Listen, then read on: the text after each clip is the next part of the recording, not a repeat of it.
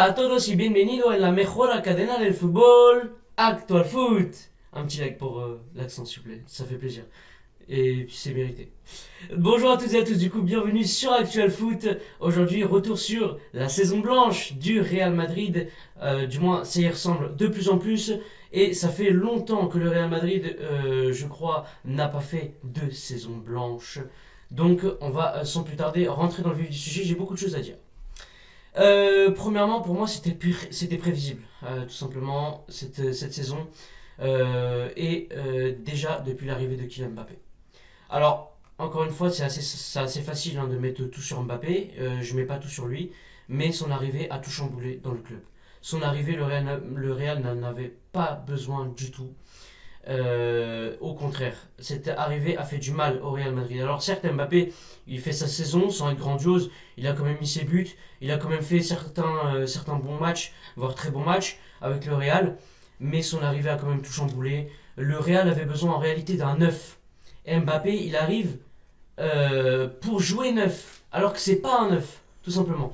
Mbappé, il arrive avec le statut de l'un, voire le meilleur joueur du monde, en tant qu'ailier gauche, et il est là au même poste que Vinicius. Vinicius qui était considéré comme le meilleur joueur du monde à son poste. Sauf que les deux, maintenant, il faut les faire jouer ensemble.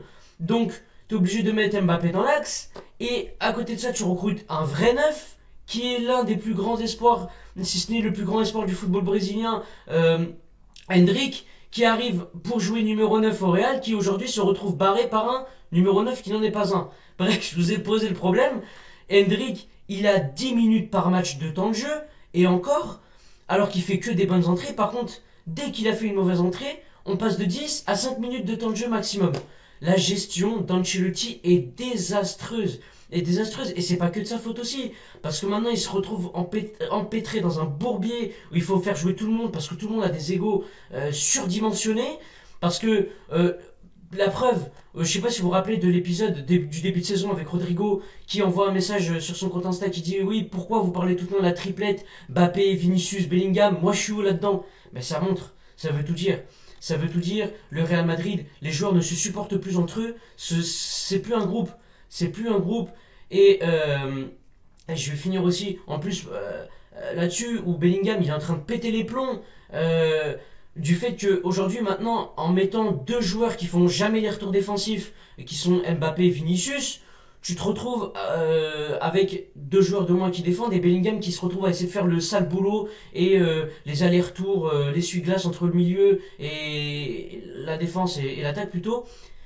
Et du coup, lui, voilà, c'est pas son poste, c'est pas là où il était le meilleur. La saison dernière, il était en pleine possession de ses moyens. Aujourd'hui, on le sent rincé physiquement, à bout mentalement, et il fait le sale boulot en fait. Il fait le sale boulot. Donc il n'a pas le même rendement, c'est sûr, que la saison dernière. Et encore, franchement, il y a certains matchs, il a été quand même le meilleur de l'équipe. Donc il y a un vrai problème à ce niveau-là. Deuxièmement, pour moi, le deuxième problème, c'est la gestion d'Ancelotti. Déjà, faut savoir, c'est pas un tacticien. Là, il a pas la gestion, il arrive plus, il a plus la main sur son groupe. Et encore une fois, c'est l'un des meilleurs entraîneurs de l'histoire, il n'y a pas de souci, c'est signé le meilleur entraîneur de l'histoire. Faut pas contester, je conteste pas du tout, au contraire. Par contre, là, Ancelotti, cette saison, sa gestion est catastrophique. Sa gestion est pas bonne du tout, il a plus la main sur son groupe. Et ce qui montre que c'est pas du tout un tacticien, qu'il n'a aucun apport tactique sur son équipe, c'est que quand ça va mal, tu vois qu'il n'y a plus aucune trame de jeu en fait. Quand par exemple l'équipe de Guardiola ça va mal, alors qu'elle soit meilleure ou pas que celle de Ancelotti, c'est pas n'est pas la question. Mais quand tu vois, même quand City ça va mal, tu sens qu'il y a quand même une trame de jeu. Il y a quand même une patte Guardiola qui s'est installée où City quand même essaie d'avoir la possession, etc. Ancelotti, tu vois, le Real, il n'y a rien. Il n'y a rien, on ne sait pas comment on va jouer, c'est moribond. C'est moribond. Ancelotti, c'était le plus grand manager, franchement, du 21e siècle pour moi. Parce que toute sa réussite, il l'a basé essentiellement sur sa gestion de groupe. Sur le fait qu'il arrivait à créer des familles. Aujourd'hui, il n'a plus la main sur son groupe. Les joueurs, j'ai envie de dire même presque, qu'ils se détestent. Et puis sa gestion, encore une fois, je vais revenir. Il met des joueurs titulaires comme Chouameni qui. Sa saison se résume à quoi? Des tacles à la cheville. Il a été catastrophe. Sa saison. J'ai même pas de mots. J'ai même pas de mots pour décrire sa saison. Il le met tout le temps titulaire, comme s'il était indispensable, soit en défense, soit au milieu. Vinicius, pareil, il n'est pas capable de l'enlever du terrain, alors que la moitié de sa saison, il a passé à râler et à perdre tous ses ballons sur le côté gauche. Donc sa gestion n'est pas bonne. Pareil, des remplaçants aussi. Arda Güler, il a fini sa saison en trombe la saison dernière avec 6 buts en 10 matchs sur ses 10 derniers matchs. Le début de la saison, on s'est dit bon, ça y est, ça va être la révélation, etc. On le voit plus. On le voyait plus pendant un moment, il ne jouait plus. Là, il revient, il n'a plus la confiance du coach. Et ça se voit en fait. Ça se voit. Et encore, malgré ça, c'est 2 buts, 3 passes D, mais il n'y arrive plus. Encore là, tu vois, contre le Celta Vigo, il a fait une masterclass. Son but, c'est un but. Tu vois, tu sens que le gars, il a du talent. Il met un super golasso, magnifique. Et puis derrière, ça le libère. Tu vois, Güler, il a du talent. Il a besoin de temps de jeu. Il a besoin pour exploser. Pareil, Hendrik. Hendrik, je l'ai déjà expliqué au début. Brahim Diaz. Comment. Sa gestion aussi, elle est catastrophique. Il est baladé à tous les postes. Et la plupart du temps, il démarre sur le banc. Brahim Diaz, en plus contre l'Atlético Madrid, match aller, il est élu homme du match. Match retour, il est remplaçant, il rentre à la 75e. Tu te demandes pourquoi. Pourquoi, tout simplement.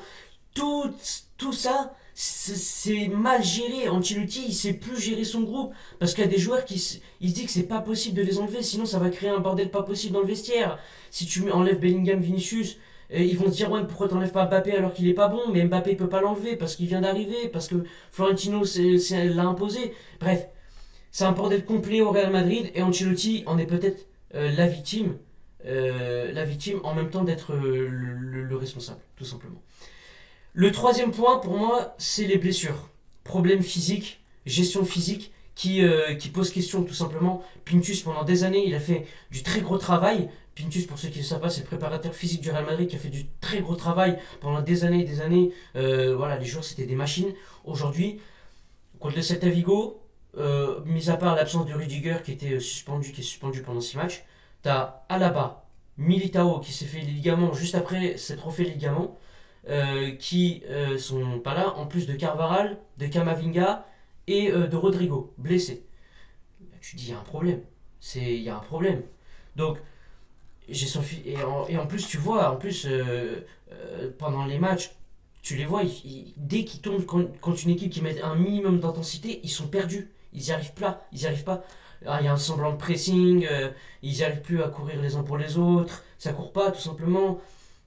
Au niveau de l'intensité, physiquement, etc., c'est pas bon. Les joueurs ils sont cramés au bout de 60 minutes, c'est pas bon du tout. Et le dernier problème, pour moi, ils vivent à travers le complot. C'est un sketch. Le Real Madrid cette saison, c'est une série qui ne s'arrêtera jamais. Et tout ça a commencé par cette cérémonie du Ballon d'Or. Tout ça a commencé par là, où le Real a fait, j'ai envie de dire, ils ont fait leur gamin à pas vouloir venir pour la cérémonie du Ballon d'Or parce que Vinicius n'a pas été élu Ballon d'Or. Alors que t'as quand même 3 joueurs dans le top 5 qui font partie de ton club, et en plus un Espagnol qui gagne le Ballon d'Or, ils ont manqué de classe. C'est pas et ça, toute la saison, même avec toutes les polémiques d'arbitrage, toute la saison, ils ont manqué de classe. Toute la saison, ils n'ont pas été à la hauteur de ce qu'est leur institution. Et c'est un scandale ce qu'ils ont fait pour la semaine dernière avec le Classico, avec toutes les vidéos qui sont publiées avant les matchs sur Real TV pour mettre la pression sur les arbitres. C'est un scandale. Alors qu'en plus, mine de rien, le Real, c'est quand même le club qui a obtenu le plus de pénaltys cette saison en Liga. Mine de rien, le Real devait avoir au moins 4-5 cartons rouges de plus, tous pour le même joueur, en la personne de Aurélien Tchouaméni. Hein. Je vous incite à voir, on peut faire des compiles de ça, des rouges qui n'ont pas été rouges. Et en plus, Kylian Mbappé qui prend qu'un match de suspension après son attentat, il n'y a pas d'autre mot, face à Alaves. Je pense que le Real n'a pas à se plaindre. Je pense que le Real doit se remettre en question. Ils arrivent en fin de cycle.